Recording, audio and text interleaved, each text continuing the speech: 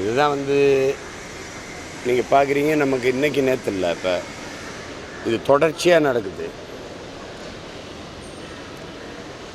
ஆனால் நம்ம தான் இதை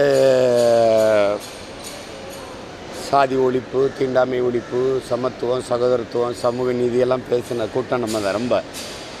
இப்போ நம்ம நிலத்தில் இந்த மாதிரி அதிகமாக இந்த சாதிய உணர்ச்சி, மத உணர்ச்சி மேலோங்கி அதன் பொருட்டு மனித உயிர்கள் பலியாவதை எப்படி ஒரு அறிவார்ந்த சமூகம் சகித்துக்கிறது?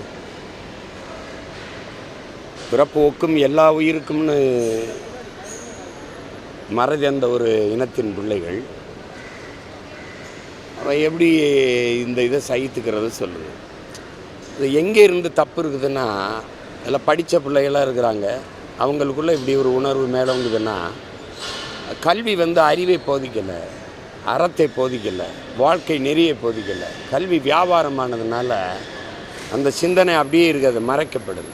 படித்தவன்லாம் அதை கடந்து வருவான்னு பேர். சாதி மத உணர்ச்சி கடந்து ஒரு பேரன்பு கொண்ட மானுடனாக வருவான் அப்படிங்கிறத. அதுக்கு தான் மார்க்கங்கள், மதங்கள், வேதங்கள், இதிகாசங்கள், புராணங்கள், தத்துவங்கள்லாம் உருவாக்கப்படுது. இது அவ்வளவு இருந்தும் இன்னும் படித்த இளைஞர்கள், நீங்கள் இதை விட கொடுமை பள்ளிக்கூடத்து மாணவர்கள் சாதிய வெறியோடு வெட்டிக்கிட்டது அதே நிலத்தில் நடந்தது தானே. அப்போ பிஞ்சு நெஞ்சுகளுக்குள்ள ஒரு நஞ்சு விதை ஊண்டப்படுது பாருங்கள், எப்படி வருது? பயிற்றுவிக்க ஆசிரியர்களுக்கு இடையே இந்த எண்ணம் இருக்குது. அப்போ எப்படி வரும்? எல்லா இடத்துலையும் இது புறையோடி போயிடுச்சு. அதில் தமிழ் ஒரு பேரன்பின் தாய். தமிழுக்கு ஏது ஏற்றதாழ்வு? அவளுக்கு இருந்தால் யாது முறை யாவரும் கேளீர்னு சொல்லுவாளா? பிறப்போக்கும் எல்லா உயிருக்கும் பாடுவாளா? பகுத்துண்டு பல் உயிர்கள் ஓம்புகன்னு சொல்லுவாளா? தமிழ் எப்படி பாடும்? சாதி இரண்டொழிய வேறில்லைன்னு அவை பெருமாட்டி பாடுவாளா? இட்டார் பெரியோர் இடாதார் இழிகுலத்தோலுங்கிற. தனக்கிட்ட இருக்கிற செல்வத்தின் பயனே ஈதல்ங்கிற. இப்போ இவ்வளவு பெரிய ஈதல், இசைப்பட வாழ்தல், அது வல்லது ஊதியமில்லை உயர்வுக்குங்குது வள்ளுவம். இப்போ இவ்வளவு அறம்பாடி தந்த நமது முன்னோர்கள் மொழி இனப்பற்றில்லாது ஒரே குடிகளுக்குள்ள தன்னின பகையால் அது இன்னும் இந்த தலைமுறை இளைஞர்களுக்குள்ள இருக்கிறது நடுக்கத்தை ஏற்படுது.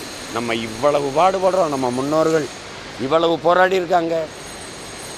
எப்படி? அதுலேயும் எங்கள் தாத்தா முத்துராமலிங்கத்தவரை நீங்கள் பார்த்தீங்கன்னா, சாதிய எண்ணம் கொண்டவன் அரசியலுக்கு வந்தால் நாடு நாசமாகி விடுங்கிறப்பல, சாதிய சிந்தனை கொண்டவன் இறைவனை வழிபடவே அருகதையற்றதுங்கிறப்பல, உண்கிரகை உயர்ந்தது உழைக்கிறகை தாழ்ந்ததுங்கிற எண்ணம் எவருக்கும் இருக்கக்கூடாது. இறைவனுக்கு முன்பு இருகரமும் குவித்து தான் வணங்குகிறோம். அந்த மாதிரி எல்லோரும் சமம் என்ற எண்ணம் எல்லாருக்கும் வரணுங்கிறது. அப்புறம் எந்த நமது முன்னோர்கள் சாதியை போற்றிருக்காங்கன்னு சொல்லுங்க. அப்போ எப்படி இது நடக்குது?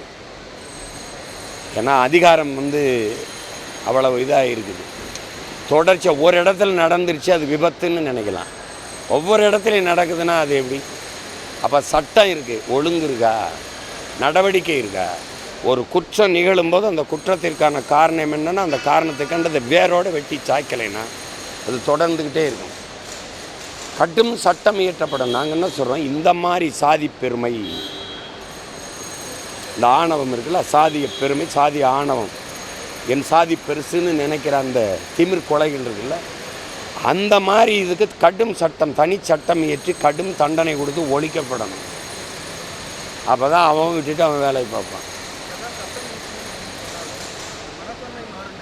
அது கல்வியிலிருந்து மாறணும், உளவியலை உள்ளத்திலிருந்து மாறணும்.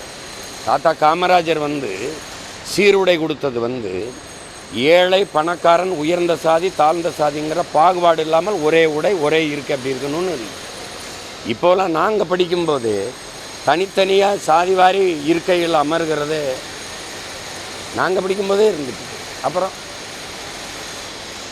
அது சரியாக இல்லை.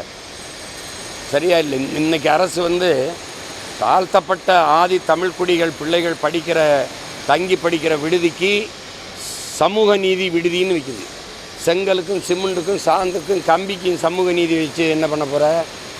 சமூக நீதி நிலைநாட்டியிருந்தால், சமத்துவம் சகோதரத்துவம் இருந்திருந்தால் ஒன்றா உட்காந்து படிப்பான்ல, எதுக்கு தனி விடுதி? இப்போ நீ 60 வருஷமாக என்ன சாதிச்ச? என்ன சாதிச்ச சொல்லுங்க. இது கல்வி அறிவை புகட்டுகிறது. தொடக்கத்திலிருந்து அதை சரி பண்ணணும். அது சரி பண்ணணும். பண்ணுவோம்.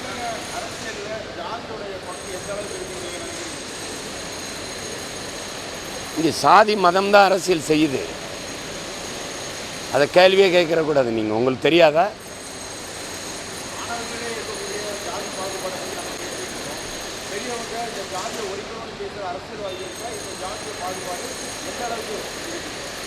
சாதி மதம் தான் இங்கே அரசியல் செய்யுது. தமிழ்நாடு மட்டும் இல்லை, நாட் ஒன்லி நம்ம அவர் ஸ்டேட். இது எல்லாம் இங்கே பாருங்கள், இந்தியா முழுமைக்காக தான் செய்யுது.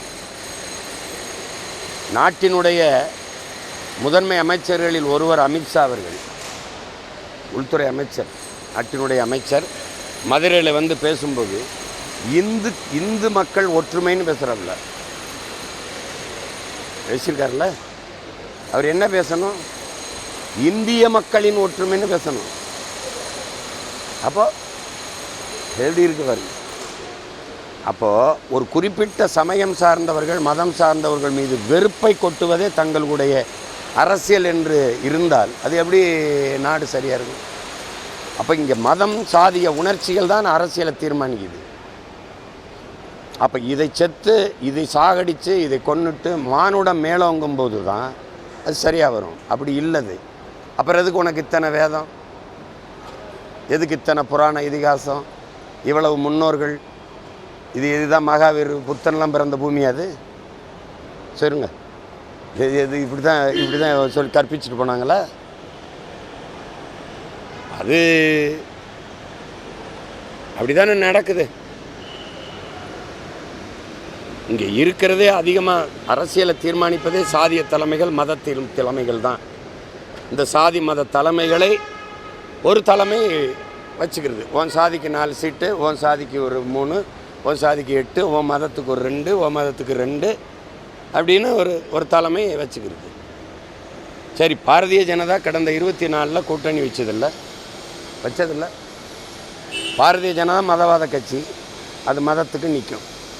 அது இந்து மத கட்சி, அப்படி தான் இருக்குது. அதோட கூட்டணிக்கு நின்னதெல்லாம் யார் சொல்லுங்கள்.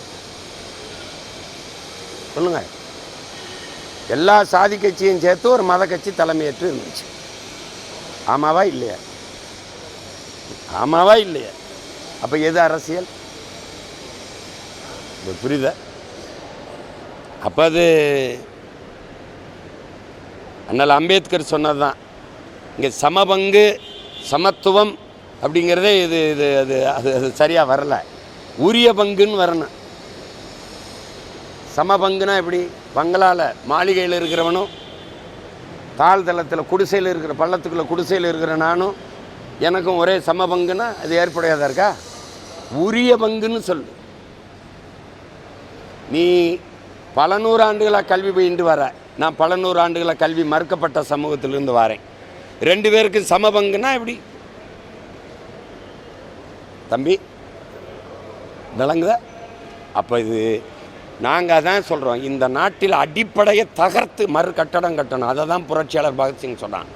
வெளிப்படையாகவே அநீதிகளால் கட்டமைக்கப்பட்ட சமூகத்தை தகர்த்து முற்றுமுழுதாக புதிய ஒரு சமூகம் படைப்பதாண்டா புரட்சிங்கிறான். அதுக்கு தான் நாங்கள் போராடிட்டு இருக்கோம். நாங்கள் அதனால தான் அடிப்படை அமைப்பு அரசியல் மாற்றம்ங்கிறோம். இந்த அரசியலுக்குள்ளே, இந்த அமைப்புக்குள்ளே ஒன்றும் செய்ய முடியாது. ஒரு மண், ஒரு அச்சு, யார் உட்கார்ந்து அறுத்தாலும் ஒரே மாதிரி செங்கல் வரும். ஒன்று அச்சை மாற்றணும், இல்லை மண்ணை மாற்றணும். புரியுதா? நாங்கள் அச்சை மாற்றிரோம்டாங்கிறோம். புரியுதுன்னு நினைக்கிறேன். இப்போ ஐயா ரஜினிகாந்த் போன்றவர்கள், மார்க்கண்டே கட்சி போன்ற நீதி அரசர்கள்லாம் சிஸ்டம் ராங்குங்கிறாங்க. நான் அதை தூய தமிழில் அமைப்பு தப்பாக இருக்குங்கிறேன். புரியுதா? அதுதான் அதை மாற்றணும். அது இல்லைன்னா இந்த மாதிரி இன்னும் பல இதெல்லாம் என்னென்னா, ஒரு பெரியவங்க பழங்காலத்து மனிதர்கள் அவங்க சாதிய வெறியில் அதை உணர்வில் கொண்டுட்டாங்க அப்படிங்கிறது இல்லை பாருங்க. பிள்ளைங்க பள்ளிக்கூடத்து பிள்ளைங்க கத்தி எடுத்து சாதிக்காக வச்சுக்கிது, படிச்சுக்கிட்டு இருக்கான், படித்து வேலைக்கு போகிற பிள்ளைய வெட்டுறான். காதல் குற்றம்னு வெட்டுறாங்க. உலகத்தில் எப்படி கூட்டி கழித்து பார்த்தாலும் மிச்சம் இருக்கிறது அன்பு தாங்க. இந்த நிலத்தில் அன்பால் தான் இந்த நிலம் நிறைய இருக்குது. அன்பு ஒன்றை தவிர என்ன இருக்குது? அன்பை எவனாவது கொலை செய்வானா? உலகத்தில் அன்பை கொலை செய்வானா எவனாவது? அது அம்மா அப்பாவுக்காக கொலை பண்ணா அந்த அன்பு தாண்டா இந்த அன்பும். இது எப்படி? இது கொடுமை. இது கடும் சட்டங்கள் மூலமாக இதை ஒடுக்கலைன்னா இது ஒவ்வொரு தடவையும் வரும். ஒரு அறிக்கை விடுவாங்க, இந்த சாதிக்காரன் செத்தா அந்த சாதிக்காரன் அறிக்கை விடுவான். வெட்டப்பட்டது கொல்லப்பட்டது இந்த சாதிக்காரன்னா கொல்லுவான். ஒரே சாதிக்குள்ளே வெட்டிக்கிட்டான்னா ஒரே ஜாதிக்குள்ளேயும் நடக்குதுல்ல. அவன் ஏழைன்னு வெட்டிக்கிறான். என் மகளை எப்படா நீ கூலிக்கார பையன் நடந்துதான் இல்லையா? நடக்குது. அப்போ இங்கே எதன் பொருட்டும் காதல் கொலை செய்யப்படுவதை நம்மளால் ஏற்க முடியும். ஏன்னா இந்த உலகத்தில் கடைசியாக இருக்கிற ஒரே ஒரு புனிதம் அன்பு தான். அதையும் கொண்டுட்டு என்ன பண்ண போகிற? ஒரு காலம் வருது, அப்புறம் இந்த மாதிரி சாதிய கொலைகள் நடந்தால் என்னை இதே மாதிரி நிற்க வச்சு கேள்வி.